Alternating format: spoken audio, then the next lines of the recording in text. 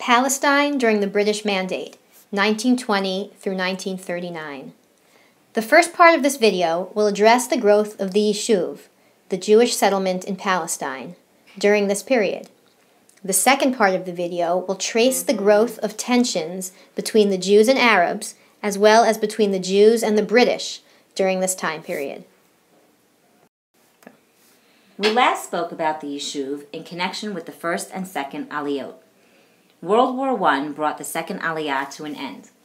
In all, by 1914, approximately 60,000 Jews and a little under 600,000 non-Jews lived in Palestine. Between 1919 and 1939, 3 new waves of Jewish immigration entered the land of Israel. This time period is referred to as the Mandate period, as Palestine was under British mandatory control, as we've already discussed. The third Aliyah began with the end of World War I in 1919 and ended in 1923. Like the first 2 Aliyot, most members of this migration came from Eastern Europe, and their socialist values continued to shape the Yishuv. They were driven out of Russia by the Russian Revolution in 1917 and encouraged by the Balfour Declaration in the same year. The new immigrants greatly improved the infrastructure of the land by building roads, towns, and draining the swamps. The Jews purchased a large tract of land in the Jezreel Valley, and many new settlements, kibbutzim, and moshavim were founded. The Haganah was formed to protect the growing Jewish settlement, and the Histadrut was formed as a labor union to represent workers, and the first industries began to take root. In all, approximately 35,000 Jews came to Palestine during this wave.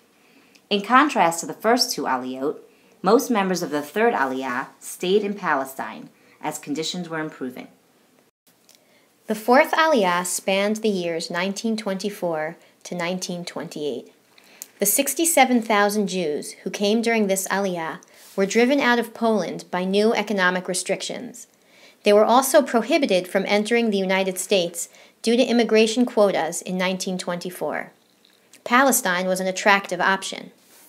The makeup of this Aliyah was different from the previous 3. These immigrants came from the middle class. They were shopkeepers and artisans. Most of these immigrants settled in towns, many in Tel Aviv, and invested their money building hotels, factories, restaurants, and shops, and in construction. The fifth Aliyah began in 1929, but really picked up steam with Hitler's rise to power in 1933. More than 164,000 Jews entered the country legally, and thousands more entered illegally.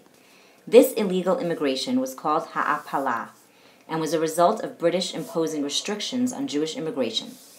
These new immigrants came from Germany and Austria, and were professionals who contributed their skills to the growing cities. By 1939, the Jewish population of Palestine numbered approximately 475,000, about 40% of the population.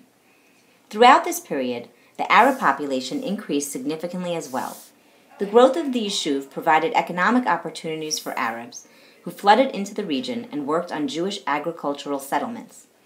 Despite these new opportunities, the new markets open to the Arabs, the Jews surpassed them economically.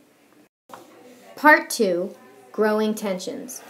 While the Yishuv was busy building the foundations of a future state, the Arabs living in Palestine grew increasingly wary of the growth of the Yishuv and the British Mandate.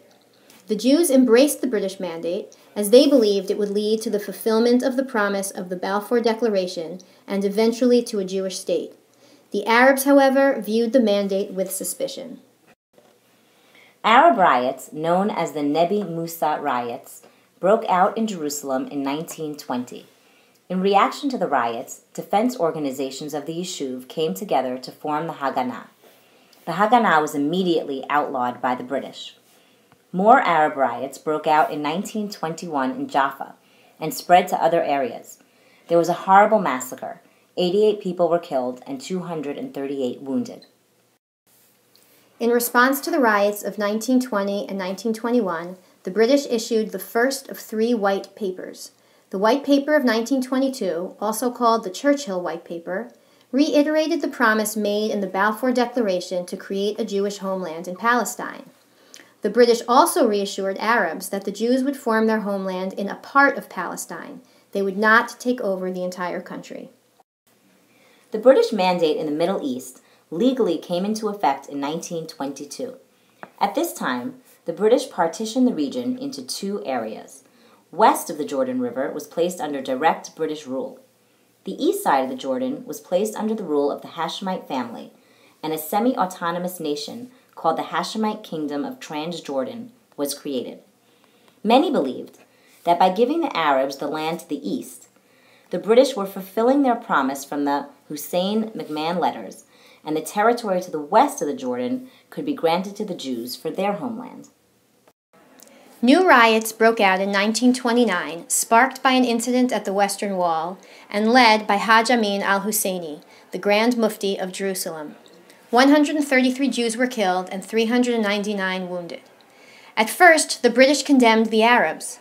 When the Arabs protested this condemnation, the British sent the Shaw Commission to Palestine to investigate the causes of the violence. The investigation found the Arabs were responsible for the violence.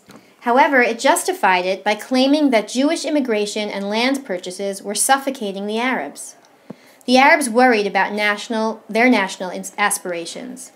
The investigation culminated in the Passfield White Paper of 1930, which limited Jewish immigration to Palestine and limited Jewish land purchases. By 1930, the British realized that fulfilling their promise to the Jews to create a Jewish national home would jeopardize the aspirations of the Arabs in Palestine. The British woke up to the fact that they cannot make both people happy. The Zionists began to understand that they could no longer rely on the British to give them a homeland. However, the Zionists would not be deterred from their mission. As mentioned above, during the Fifth Aliyah, Jews began entering Palestine illegally, especially those fleeing Nazi Germany. This illegal immigration was called Ha'apalah, but it is better known as Aliyah Bet. Arab violence continued and increased after 1936. In response, the British sent a new commission to propose a solution to the conflict. The 1937 Peel Commission concluded that the best solution to the conflict between the Zionists and the Arabs in Palestine was to partition the land and create a Jewish state alongside an Arab state. The Jews accepted this plan despite reservations. The Arabs rejected the plan, feeling that it did not fulfill the promises that they were made.